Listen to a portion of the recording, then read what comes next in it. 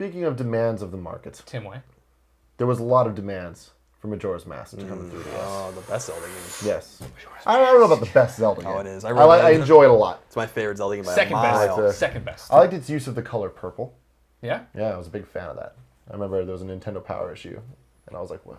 The cover I've was never purple? seen purple this way. Oh, okay. Anyways, so they announced this week that there's going to be a little statue that you get, a collectible statue if you pre-order the game. It's $50, and you get a little tiny dude, beautiful looking statue, and the game.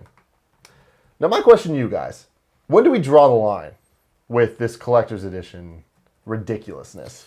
Because this is pretty innocent as far as I'm concerned. We're not getting any like it could have came with the Majora's Mask that like turns into a little Deku shrub, but they didn't do that because that's dumb. Yeah, I mean, having a little Skull Kid, it's kind of cool. Mm-hmm. I think I'm often in my mind. I've never really talked about it, I've never put it in words, but I'm often frustrated with collector's editions and limited editions and all these kinds of things. I think that a lot of them are just ridiculous and they're a waste of money, and I don't understand why people want this stuff.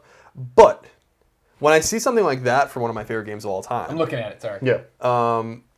Or I see something from Uncharted, or I see something from Mega Man, or something I really love that I'd have to pay a little bit more for. I have a Drake statue. I have a Joel and Ellie statue. It's like, I think I'm maybe just being judgmental about the games that I don't care about that much. At the same time, I have all these collector's edition things that I've gotten over the years that I don't want at all. So I think collector's editions are cool. I often wonder, and I think the market has shown, or at least publishers have shown, the propensity to make them because they're making money on them, clearly. Yeah. That it's a useful tool to get people to pre-order your game, you know, and for some reason, for consumers, pre-orders matter to some consumers, and for obvious reasons, pre-orders matter to the publishers. Yeah. I can't think off the top of... I mean, I guess I'm looking over there at my Destiny Ghost. That was, if you want to grab him, or you get him and grab him. He's tethered. Tim can get over there. Tim's a limber beast. Yeah, I'm not Nick. This was one of the cool... This is like from the Ghost edition, though, that, was, $1 million and yada, yada, yada.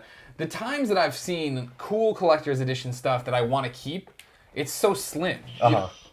Hold on. Place is amazing. Thank you, Dinklebot. I'm glad you enjoy the Game Over Gruggy show set. That excellent voice acting. The kind of funny Gamecast set.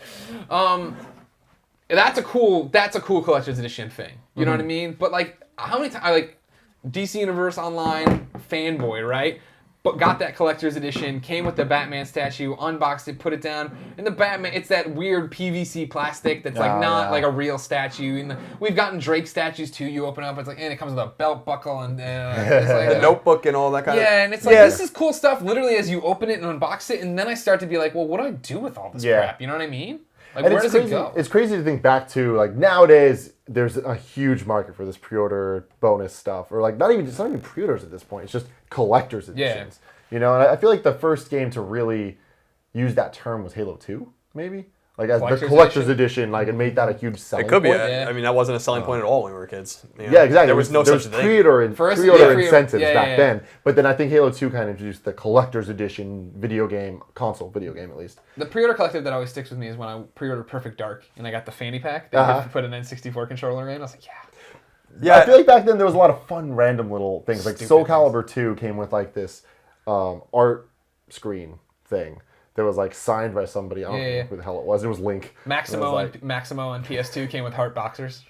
Oh, they did. Yeah. I really do feel like, with rare exception, it was that generation, that PS2, GameCube, Xbox generation that began it. I mean, there were examples, but I mean, but then I think about the games I was passionate about as a kid on NES and SNES. I would have murdered for an ActRaiser special edition. Are you kidding me? Like, so it's like, so I'm not trying to be too judgmental about it because it's just I don't want Kratos statues and I don't want. We're giving this away on, twitch.tv/kindoffunnygames, the Hulkamania edition of WWE 2K15 with a Funko Pop and an autographed photo of Hogan and a piece of the ring he stepped in and all this stuff. It's like, that's a cool thing if you're a Hogan fan. When are you going to get a Hogan thing and a piece of this and that? Like that? There's a lot in that box that's cool. And that's the trade-off. Is collector's editions are always dumb until it's a game you love or a franchise you know you love. But it's so weird that I often look at this stuff and I'm like, just buy the Funko Pop thing. Yeah. You know, like if you really want it, just get that and get the game. Yeah. Like I remember, to me, the best collector's edition ever was the Wind Waker, the pre-order. It wasn't collector's edition; it was just pre-order incentive, where you got the on GameCube. If you pre-ordered Wind Waker at EB Games, you got the Zelda Collector's Edition game that came with Ocarina, Majora's Mask. Oh, and 1 and 2. 1 and 2. Oh, I thought I got that from Nintendo Power. On game. Nintendo Power also had a promotion okay. for it later. But it first came out I with have Wind that. Waker. That's worth a fortune. I know. I sold it to get my PS3. I'm like, idiot. But like that was awesome. You know, like that was an actual real thing that like you got something out of that.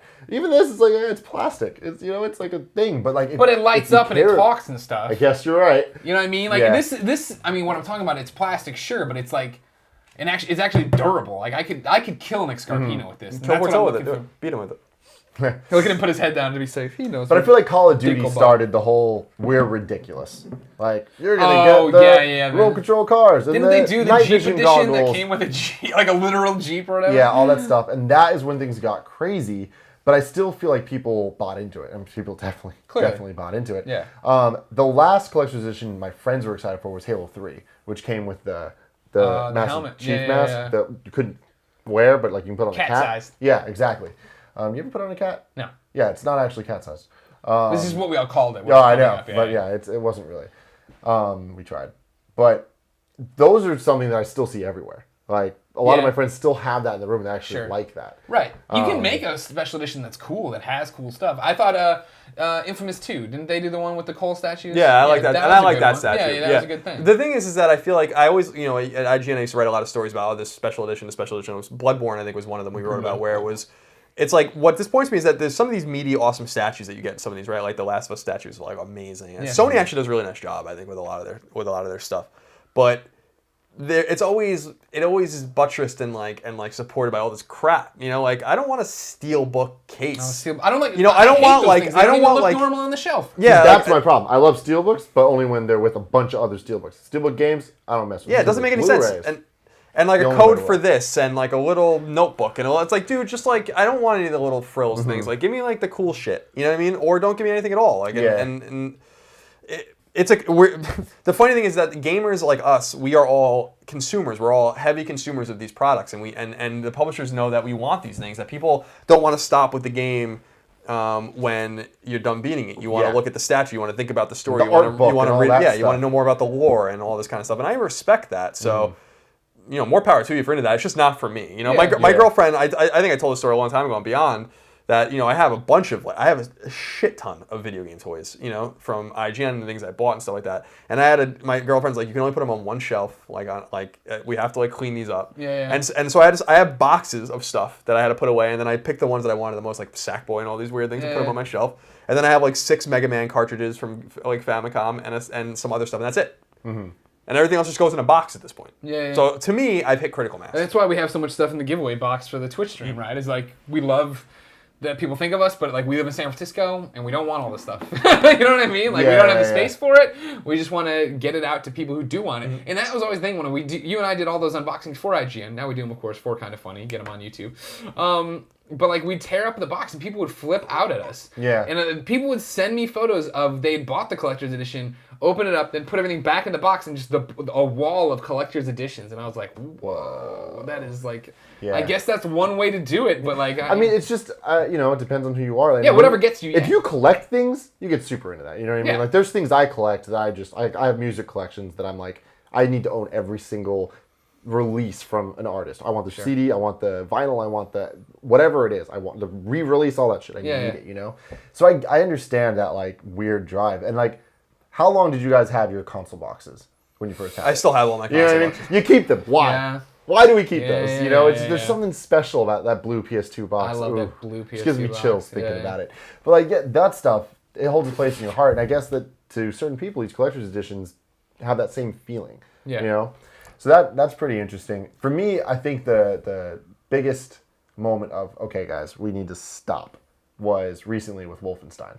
The giant special edition that didn't even come with the game. That is that was unacceptable. That was too much for me. Sorry, I'm trying to just keep going. I know what you're looking for. I know exactly what you're looking for. I have did I delete it? I must have deleted it. I had a picture. Oh, no, I didn't. When I went home, I just was going through my closet, and I just Oh, that's amazing. Email that to us right now. Yeah, that's great. But see, that's exactly what I'm talking about. 50. The 50-minute mark. I'm on it. Don't worry, bruh.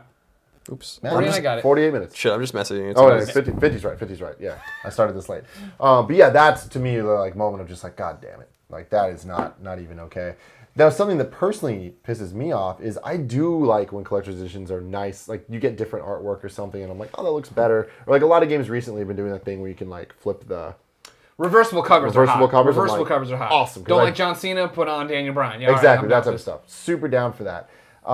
And as you guys know, I like Final Fantasy and Kingdom Hearts a lot. Do you? Oh, I You never do. talk I about those do. I games. do. I do. And the collector's edition recently came out for the PS3 re-releases of Final Fantasy X and Kingdom Hearts, and I love them. And I bought both, and they're not the right size. They're like DVD-sized cases next to my Blu-rays. And I'm like, well, thanks a lot, Square. Yeah, Like, now it's not symmetric. That shit sucks. Or yeah, symmet- it's now I almost no feel the need to symmetry, buy the symmetrical. regular edition just so I can have them next to each other. Sell the actual collector's edition box. That was the big thing again, and I bring it up all the time, but DC Universe Online, the collector's edition I bought came and it was like statue great and posters and then a cardboard sleeve for the game.